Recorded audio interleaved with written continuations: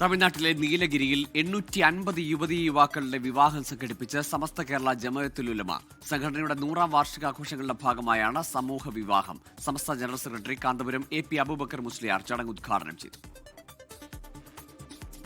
പാടന്തറയിൽ വെച്ച് നടന്ന ചടങ്ങിൽ സ്നേഹത്തിന്റെ പുതിയ പാതയിലേക്ക് ചുവടുവെച്ചത് 850 യുവതീ യുവാക്കളാണ്. നീലഗിരിയിലെ തോട്ടം തൊഴിലാളി കുടുംബാംഗങ്ങൾ ഉൾപ്പെടെ കേരളത്തിൽ നിന്നും കർണാടകയിൽ നിന്നുമുള്ളവരും പൊതുജീവിതത്തിലേക്ക് കടന്നു. വൈവിധ്യത്തിന്റെയും മതസൗഹാർദ്ദത്തിന്റെയും ഉത്തമ ഉദാഹരണമായി വിവാഹ ചടങ്ങ് മാറി. 34 പേരുടെ മംഗല്യം പാടന്തറ മാരിയമ്മൻ കോവിലിൽ പൂജാരിമാരുടെ കാർമ്മികത്വത്തിൽ നടന്നു. നവദമ്പതികൾക്ക് വിവാഹ വസ്ത്രങ്ങളും സ്വർണ്ണാഭരണങ്ങളും നൽകി.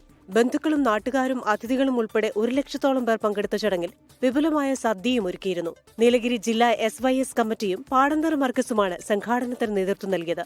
സാമ്പത്തിക ബുദ്ധിമുട്ട് മൂലം വിവാഹം മുടങ്ങിപ്പോകുന്ന കുടുംബങ്ങളെ സഹായിക്കുക എന്ന ലക്ഷ്യത്തോടെ 2014 ഈ കാരുണ്യ ദൌത്യത്തിന് തുടക്കം കുറിച്ചതെന്ന് കാന്തപുരം AP അബൂബക്കർ മുസ്ലിയാർ പറഞ്ഞു. 2014 114 ജോഡികളുമായി തുടങ്ങിയ ഈ വിവാഹ സംഗമത്തിലൂടെ ഇതിനകം 2000-ഓളം യുവതീ യുവാക്കളാണ് പൊതുജീവിതത്തിലേക്ക് പ്രവേശിച്ചത്. സമസ്ത പ്രസിഡന്റ് സുലൈമാൻ മുസ്ലിയാർ അധ്യക്ഷനായ ചടങ്ങിൽ സയ്യിദ് അലി ബാഫക്കി തങ്ങൾ പ്രാർത്ഥനയ്ക്ക് നേതൃത്വം നൽകി. സയ്യിദ് ഇബ്രാഹിം ഖലീലുൽ ബുഖാരി, പേരോട് അബ്ദുറഹ്മാൻ സഖാഫി, ഡോക്ടർ AP അബ്ദുൽ ഹക്കീം അസ്ഹരി തുടങ്ങിയവർ പങ്കെടുത്തു. News desk 24.